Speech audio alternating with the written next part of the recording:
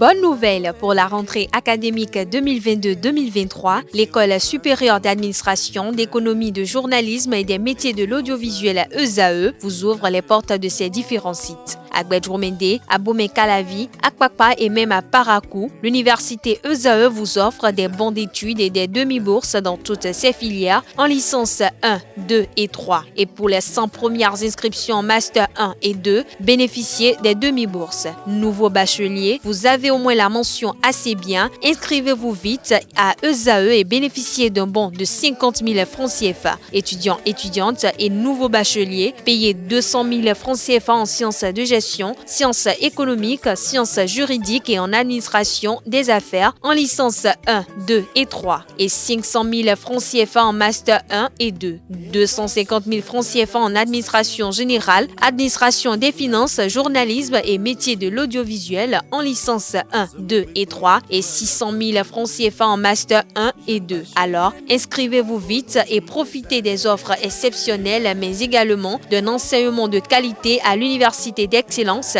ESAE. Infoline 90 93 65 21 ou le 98 98 14 00. ESAE, l'excellence à un nom. Bonjour à nouveau, chers amis internautes. Le quotidien béninois d'information générale et d'analyse, l'informateur titre ce matin en manchette « Drame à l'école nationale des officiers à Kérou et à Banikwara ». Un nouveau point attendu de l'armée, l'incendie à l'école nationale des officiers de Tofor, les tueries à Kérou et Banikwara font l'objet de beaucoup de spéculations selon les recoupements effectués par la rédaction de l'informateur. Le journal estime que pour limiter les rumeurs, il est souhaitable que l'armée communique des données actualisées sur ces drames. Toujours à la une de l'informateur de ce matin, crise au bloc républicain, un essai de solution par le chef de l'État. Retrouvez l'article en page 4. Insécurité à Djidja, une main coupée, des narines enlevées et des motos emportées. Des précisions sur ce braquage à la page 6 de la page ce matin du journal qui nous propose également à sa une garder pour facture impayée à l'hôpital de Ménontin les 4 femmes et leurs bébés libérés après la saisine du procureur. L'oreille droite de la une de ce matin de l'informateur à travers un titre informatif vous invite à découvrir dans les colonnes de sa parution les productions journalistiques des étudiants en formation à l'école supérieure d'administration, d'économie, de journalisme et des métiers de l'audiovisuel ESAE. La Nation, ce matin en manchette, publie les fruits d'une investigation bien affinée. Le journal titre « Excellence en milieu scolaire ». Dans les coulisses des lycées et prytanées militaires, retrouvez le point de cette investigation, de ce dossier que propose la rédaction aux pages 7, 8, 9, 10 et 11. Toujours à la une du quotidien de service public ce matin, Journée internationale des jeunes filles dans l'éthique. L'édition 2023 s'achève sur un after-work réussi. Le compte rendu vous est publié à la page 2. Recrutement au titre de la 46e promotion du COFEB. La date limite de dépôt des candidatures reportée au 12 mai prochain. Fraternité, ce matin en manchette, titre, marché des titres publics de l'UMOA, le Bénin et le Togo dans le peloton de tête. Un volume d'émissions de 180 milliards de francs CFA programmé cette semaine. Le journal illustre son titre avec la photo du ministre d'État en charge de l'économie et des finances, Romuald Wadaï. On peut lire en manchette que la première semaine du mois de mai a été clôturée avec 4 émissions sur le marché des titres publics de l'Union monétaire ouest-africaine UMOA. Ceci dans un contexte international marqué notamment par la hausse des taux directeurs de la Banque centrale européenne et de la Fed américaine, laissant anticiper d'un probable alignement de la Banque centrale des États de l'Afrique de l'Ouest, BCEAO, lors de sa prochaine réunion en juin prochain. En attendant la semaine qui démarre, la Côte d'Ivoire à hauteur de 33 milliards de francs CFA mobilisés, le Mali avec 30,34 milliards de francs CFA, le Bénin pour 38,5 milliards de francs CFA, et le Togo pour 33 milliards de francs CFA ont tous testé leur cote sur le marché régional des titres publics.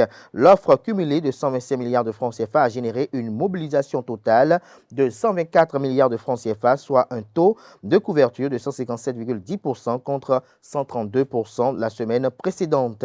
Selon les analystes du marché, détaille le magazine Financial Afrique, cette dynamique du niveau d'évolution des couvertures depuis quelques semaines exprime l'intérêt des investisseurs pour les titres publics, malgré le contexte caractérisé par la normalisation de la politique monétaire de la BCEAO. De la même analyse, la semaine dernière, il ressort que les investisseurs se positionnent en général sur les maturités courtes, notamment les papiers à 91 jours, 192 jours, 182 jours et 364 jours, au détriment des maturités moyen terme de 3 ans et 5 ans. Retrouvez la suite de l'article très intéressant à la page 3 de la parution de ce matin du journal Fraternité, qui nous propose également en deuxième titre à sa une ce matin.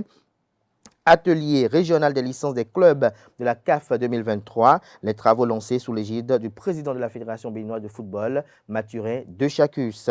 Nous passons à présent à Le Matinal, débâcle aux élections législatives de 2023, les alibis de la FCBE, en illustration du titre, la photo du secrétaire exécutif national des FCBE, Paul Ronquet. Le journal titre que les leaders du parti Foscoré pour un Bénin émergent FCBE n'ont visiblement pas digéré leur piètre performance aux élections législatives du 8 janvier dernier. De l'argumentaire constant du parti, les causes de l'échec sont à rechercher ailleurs. Le parti, dans son diagnostic des résultats qu'il a enregistrés aux élections dernières, pointe un doigt accusateur les partis de la mouvance présidentielle. C'est du moins ce qu'a soutenu le secrétaire exécutif national du parti au cours d'une sortie médiatique début avril 2023. En effet, au détour d'un entretien qu'il a accordé à une radio privée de la place, Paul Ronquet a justifié en grande partie l'échec de son parti aux dernières législatives par les agissements de la mouvance et de certains opposants. Retrouvez son opinion à la page 11.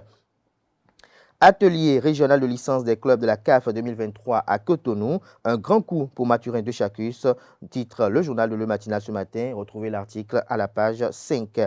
Matin libre en manchette, projet pipeline Niger-Bénin, la forêt classée de Sakété préservée, l'article à retrouver en page 6.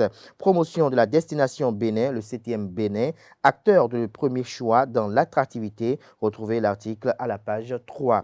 Le notaire Pamphile Virgile Agbanri, jeté en prison. Les raisons de cette gifle judiciaire sont présentées à la page 8 de la parution de ce matin de Le Béninois libéré. Le même canard nous propose comme titre ce matin à sa une, formation des managers d'Afrique francophone sur la licence du club par la CAF à Cotonou. Les efforts du président Mathurin Dechacus récompensés. Une fois n'est pas coutume, le Bénin abrite un nouvel événement majeur de la CAF. Ce lundi 8 mai, s'est ouvert à Cotonou un atelier de formation des managers sur la licence de club organisé par la Confédération africaine de football. Cet événement qui se tient au Royal Hotel de Cotonou, au Bénin Royal Hotel de Cotonou, rassemble plusieurs managers de clubs venus de différents pays de l'Afrique francophone et s'étendra sur 3 jours. En effet, la licence de club est un programme lancé depuis 2012 par la CAF. Retrouvez la suite de l'article de Le Béninois libéré à la page 8 de sa livraison de ce mardi. Le potentiel dans la même veine, titre et communique en manchette ce matin. Formation en licence CAF. Le Bénin accueille des managers de 11 fédérations d'Afrique. Mathurin Dechacus se dit honoré du choix porté sur son pays. Attaque à Kéro, près de 900 déplacés, des écoles fermées, nous apprend Le Potentiel. Insécurité dans le département du Zou, 2 individus charcutés à Didja. Le journal fait savoir que l'insécurité gagne du terrain à Agondi, dans la commune de Didja, département du Zou. Les cas de braquage se multiplient et inquiètent plus d'un. Le dernier cas en date s'est déroulé dans la matinée du lundi 8 mai 2023. Il s'agit, selon les informations du journal Le Potentiel, d'un braquage qui a été perpétré vers 6 heures du matin. Les hors-la-loi ont réussi à couper la main d'un citoyen Après l'avoir charcuté cruellement, retrouvé la suite du récit à la page 4 de la parution ce matin du quotidien. Le premier quotidien économique du Bénin, l'Économiste, publie ce matin en manchette: organisation de la deuxième édition du FONI, inclusion financière, l'invite des assises du Togo aux États. Décryptage info, quant à lui ce matin à sa une, prévision saisonnière, agro-hydroclimatique. Michel Aonon restitue les travaux de Niamey aux professionnels des médias. Toujours à la une du même quotidien ce matin, journée nationale de lutte contre la torture au Bénin. L'ODHP appelle à une amnistie générale pour les détenus et exilés politiques. Le pays émergent ce matin à sa une, brouille entre les responsables de AS CNSS et AS Cotonou. Les 65 millions de l'État, la pomme de discorde, estime le confrère. Toujours à la une du même quotidien ce matin, audience à l'Assemblée nationale, une délégation du Conseil national de transition de Guinée-Conakry reçue par le président Louis Gbéounou Vlavonou. Dabarou ce matin en manchette, concours sur les VBG organisés par Car Béné Togo. La journaliste Samira Zakari du quotidien Dabarou remporte le deuxième prix. Le quotidien Nasiara ce matin en manchette, pour une récompense efficace contre le terrorisme. Les populations attendent plus du président Patrice Talon. Inamovibilité des suppléants des ministres au Parlement. Le carré romain situe désormais tous les élus restés au gouvernement. Toujours à la une du quotidien Nacera de ce matin, drame de Kéro, Richard Boni-Ouorou, en appui aux familles éplorées. La primeur ce matin à sa une, après sa formation en qualité d'assistant du président de l'Assemblée nationale du Bénin, Setondi Toleke témoigne de cette gratitude et promet. Le quotidien Notre Époque communique ce matin en manchette: atelier de formation des managers de la plateforme des licences de la CAF. Mathurin de Chacus donne le coup d'envoi. La dextérité du président de la Fédération béninoise de football fait décrocher cette formation pour le Bénin. Nous passons à présent au journal Le Clairon. Enseignement secondaire technique et de la formation professionnelle. 11 arrêtés de mise en formation à titre de régularisation signés. Retrouvez l'article à la page 3, toujours à la une du même quotidien ce matin. Communication sur les prévisions saisonnières au Bénin. Michel Aonon facilite la dissémination. Ce sera tout pour la présentation de quelques titres parus ce jour dans la presse locale. Place à présent au bulletin matinal d'information.